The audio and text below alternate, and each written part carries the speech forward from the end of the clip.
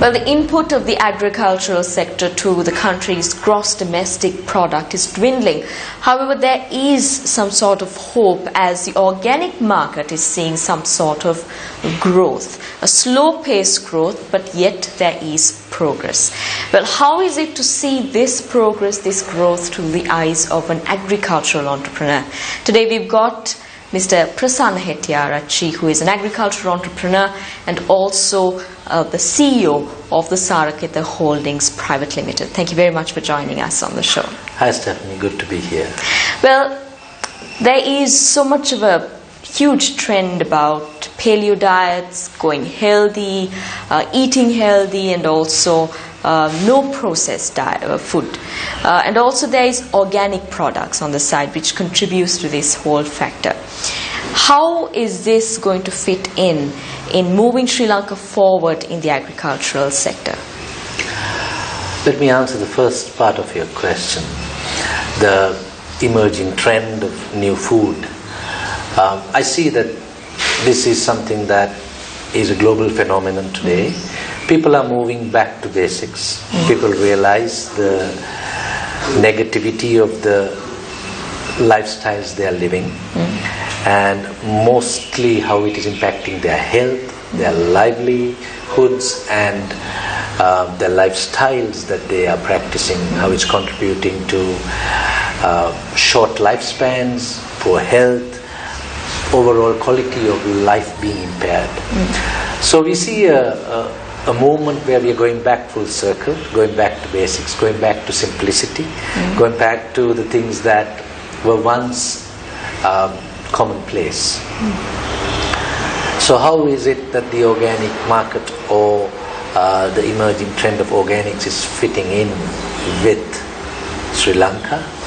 I think this is where we see an opportunity to contribute to this emerging trend because most of the global consumers are aware. There's an added dimension of traceability, ethicality, credibility coming into the marketplace now.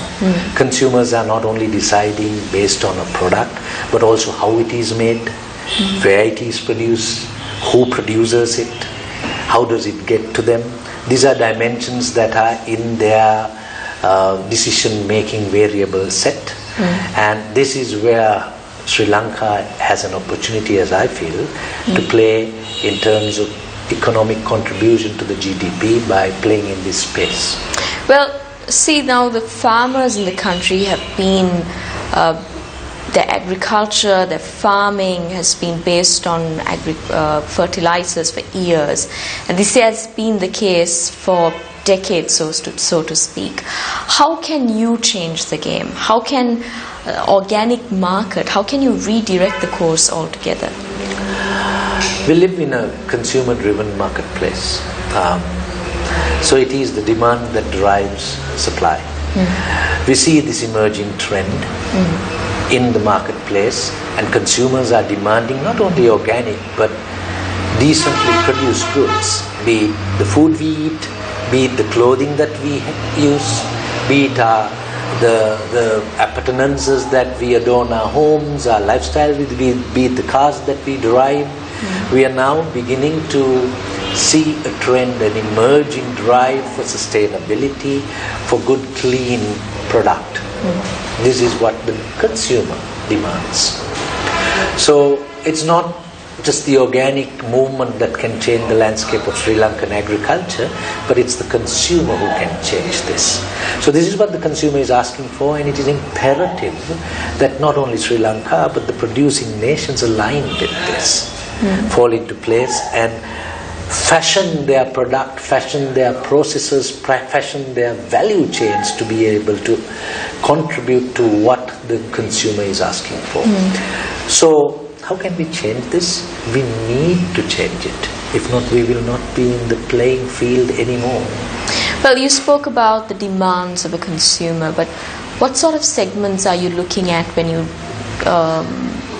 you're talking about the organic market here in Sri Lanka?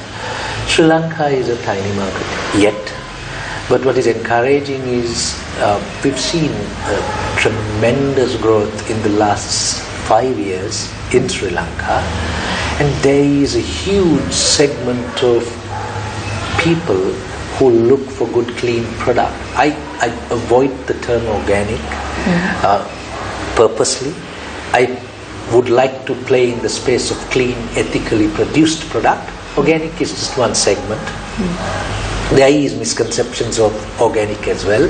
So we see an emerging population demanding good, clean, ethical product. This is not necessarily an elitist product. We have lower middle class, low income families wanting clean product for their children, not wanting to compromise on it.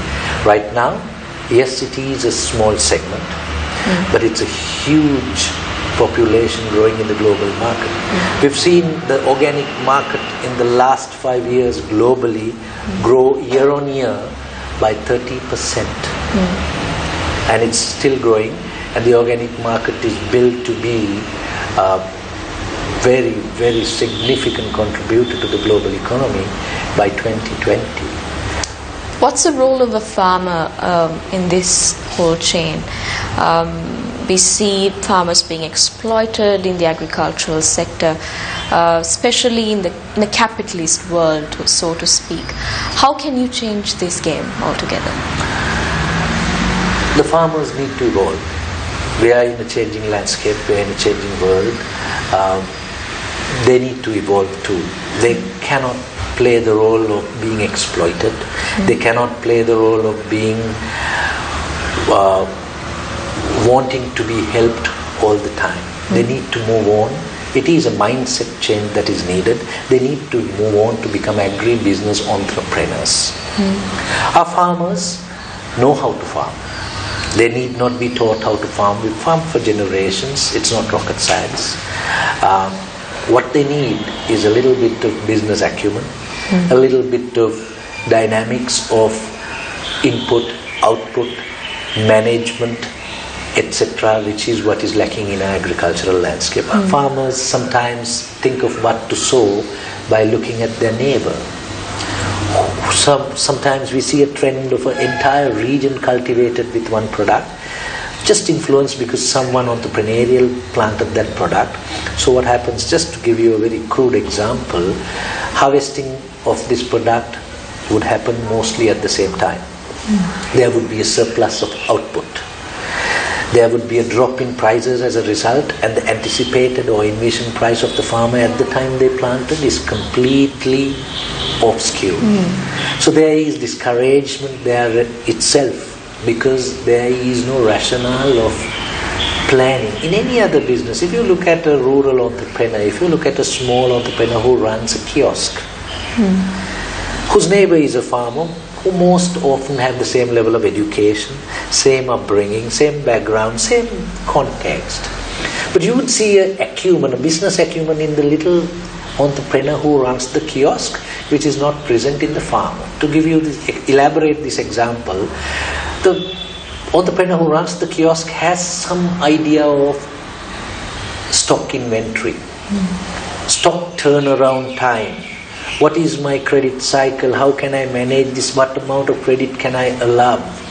What are my margins? There's some element, though he may not have any formal education on that process, he or she has acumen on that sense. But if you ask the farmer who is his neighbor, who's perhaps studied with him together in the village school to the same level he has studied, if you ask him, hey, what are your input costs? How much was your labor cost for this particular cycle of harvest that you are planting? And how much did you spend in fertilizer, in irrigation? Wouldn't have a clue. What is your expectation out of this harvest? Wouldn't have a clue. Guesstimates. So I think it is also a part and parcel of our agricultural landscape that it has been hit and miss, or it's probably the island mentality of us planting something, abundance all around, it's food for us to consume kind of mentality, not commercial orientation. So in response, the short response to your question is our farmers need to evolve. We need to help them to evolve. It's, as I said, a market-driven economy.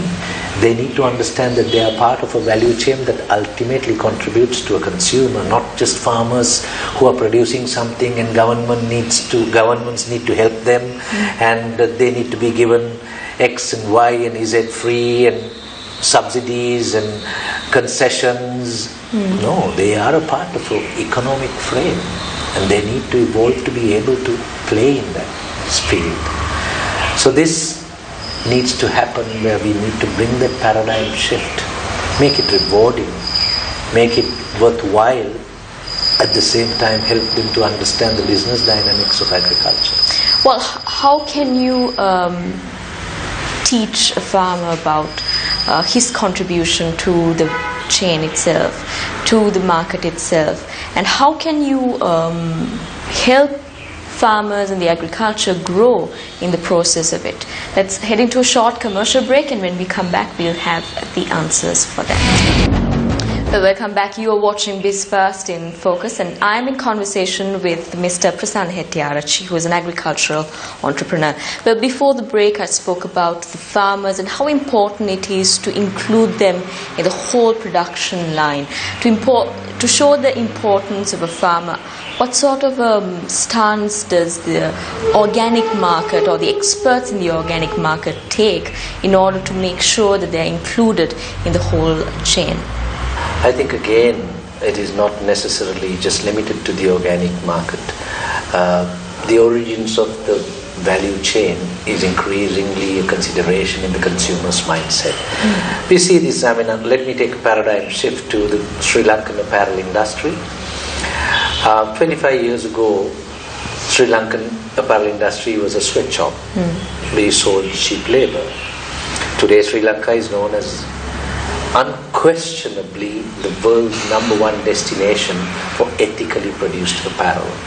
And the tagline for Sri Lanka is garments without guilt, where the factories in which the apparel is made, the conditions in which the workers work are highlights that are passed on to the consumer. And Sri Lanka has even gone beyond to offer global brands like Victoria's Secret, organic brass.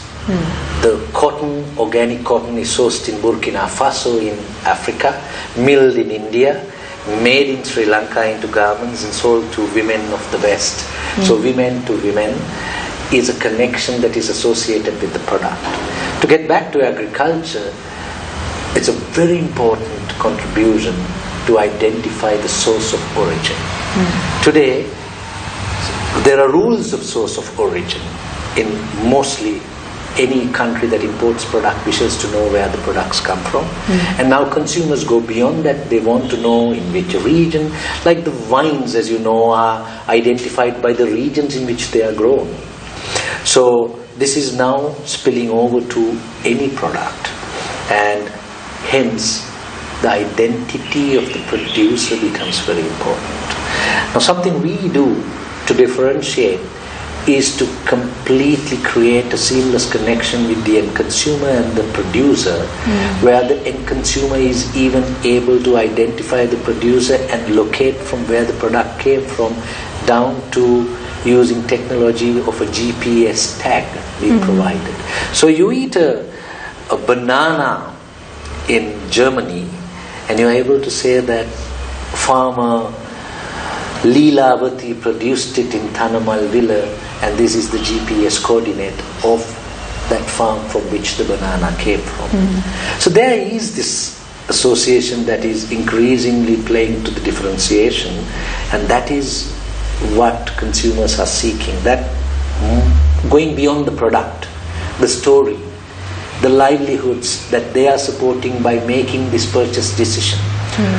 By deciding to buy this ethically produced banana or product, how they are impacting the producer, the environment, because this producer is using sustainable methods to produce it. So you are guilt-free in your purchase decision because you are not contributing to environmental degradation. Now these are probably 5 years ago, 10 years ago, these were laughable concepts, but becoming reality today. So yes, there is room and increasingly so for the producers to be involved to figure in the entire value chain, and it is the only way that we can differentiate ourselves. Well, what is the science behind it? What's the theory behind envisioning Sri Lanka to one day be a clean and ethical producer of vegetables and fruits? Personally, my vision is that Sri Lanka can be the orchard for South Asia. We are blessed with a very, very fertile soil. Microclimatic conditions which are very versatile and diverse, from a high altitude Norelia to a low altitude sea level in the south of Sri Lanka or the eastern plains of Sri Lanka. We have very diverse conditions, agroclimatic conditions that can contribute to creating a lot of different products. We are blessed, in fact. Our geographical layout is such that we are also blessed with groundwater as well as rainwater, which can contribute to bountiful harvests. How can we be differentiated as a nation? Today, the global marketplace is getting tired of their diet. If you now look at any retail superstore, retail chain in the West, you see a huge influence of exotic product being present.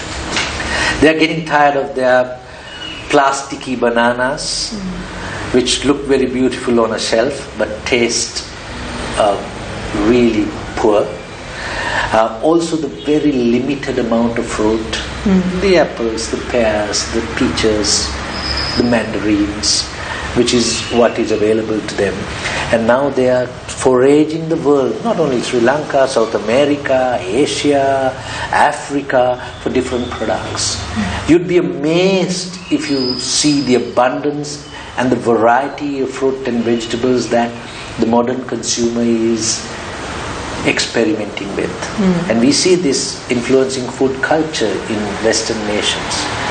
Well, the local market is faced with a huge challenge of how their own products, their own hard-earned products are being sold out to the West, exported to the West, so to speak, and then it comes down as an imported product, but with a value addition.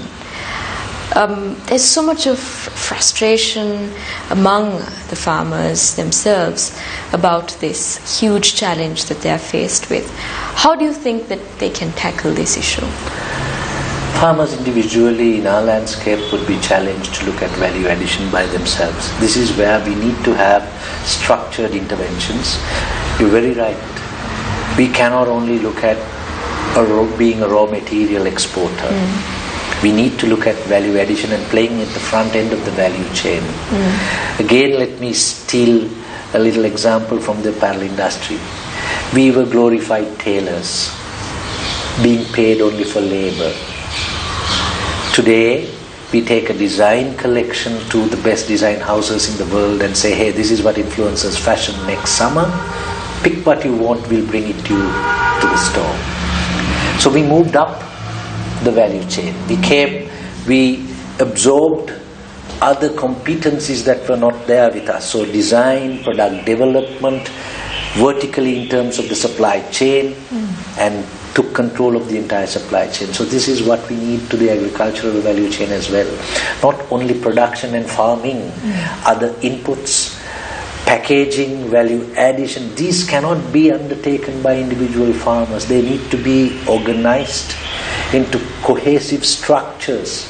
If you look at Israel, Israel is a nation that has, the population to Sri Lanka is almost half the population of Sri Lanka, but the agricultural output is more than 20 times of Sri Lanka.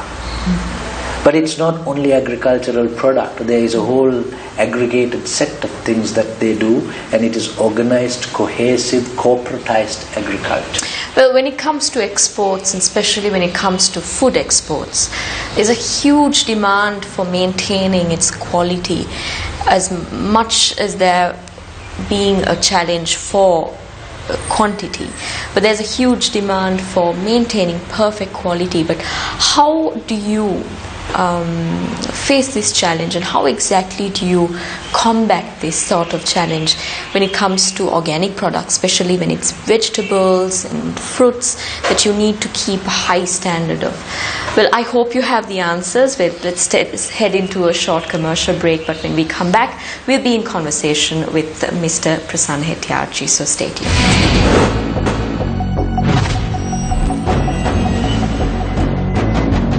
You're watching Biz1st in Focus, where before the break, Mr. Hettiarchi had asked about how exactly do you keep the standard of vegetables and fruits when it comes to exports? There's no shortcut for quality and compliance. You need to comply. You need to build in systems and processes that will ensure that the required quality standards are passed on to your markets and consumers. You're very right. The standards of compliance are extremely high in Western marketplaces. So that is why that most of our local product has an immediate barrier to entry even before they think of competing in the global marketplace. So what we need to do, and as a business what we've been building upon, is also building that compliance in the value chain. It's not only about the product, it's about the credibility of the product, the certifications, the protocols, which entails a lot of mindset change, education, changing the way we look at producing. For our farmers, a papaya is a papaya, a banana is a banana, vegetable is a vegetable. You cut and chop and you eat it. So if it is bruised, if it is damaged, if it is produced with all sorts of harmful inputs, it's okay. But that's mindset. So that is the hardest part in changing in terms of competing with global marketplaces. So it's a process, it takes time, but we need to do it. But how has the government really helped during this process, especially when it comes to changing the course of selling vegetables and fruits, especially changing the course of how agriculture and agricultural-based products are sold to the market here locally and internationally? I think it is extremely encouraging to see a policy level shift in agriculture, where we are adopting a mindset that we would like to be a clean producing nation. His Excellency the President even mentioned in his national address about a vision for 2020, about how we could be differentiated as a nation, which is very encouraging, and we see that policy shift. And by and large, we have a very large extension service in the agriculture sector, government-based extension system, which perhaps could be more efficient and productive, but there is a lot of lending of support that goes into the farming. In one way the government has helped, in another way the government has debilitated because of the subsistence mindset, because we give this inputs where farmers have come to expect that it is something that they cannot do without. Governments need to continue, government needs to help, and if it is not done so, I think our political landscape is also hinged on this whole aspect of handouts. Government, what is refreshing to see is a policy shift, a change, even in introducing transportation standards. If you recall, a couple of years ago, a mandatory system was brought in for fresh vegetable transport, where it had to be in crates, because you might know this, we have over 40% post-harvest loss in this country. In the fresh produce sector, it can even reach 50%, which is a gross waste. It is criminal. That is because of poor handling and the logistics being mismanaged. So how can the government contribute more? I think it needs to look at infrastructure that can support value chain based approach to agriculture. Well, the changing nature of agriculture is not something that is static. It changes over time, and also you see and you face a huge challenge when it comes to being on par with the international market.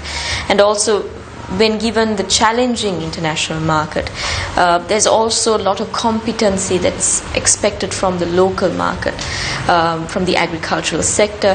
Do you think that there is room for growth in agricultural entrepreneurship, especially growth among youth? And is there a vested interest in the government when it comes to making sure that the youth can also be contagious in spreading this message of a clean and ethical growth of vegetables and fruits? In my opinion, there's definitely room for differentiated entrepreneurship. Everybody need not be producers, everybody need not be farmers. Our farmers need to elevate themselves, as I said earlier, to be agribusiness entrepreneurs. So there could be, our youth can play a vital role in this entire value chain. There could be input providers, there could be producers, there could be aggregators, there could be logistics providers, there could be packagers, there could be process systems providers, education providers who can professionalize this value chain. And there is huge opportunity in this value chain because the largest amount of Sri Lanka's population's livelihood is dependent on agriculture, but not by being tillers of the soil, but looking at it progressively, looking at it futuristically, and how can we align ourselves not just to the Sri Lankan market, not just to the Sri Lankan palate, but to the global marketplace. Well, thank you very much for joining us today. It was a pleasure having you with us on Biz1st in Focus. Thank you very much for joining us. You can send in your opinions, your questions to Newsfirst.lk if there are any. Everything is welcome. So post your questions as we give you the answers next time when we meet. And hope to see you again next week, same time, same place. Good night.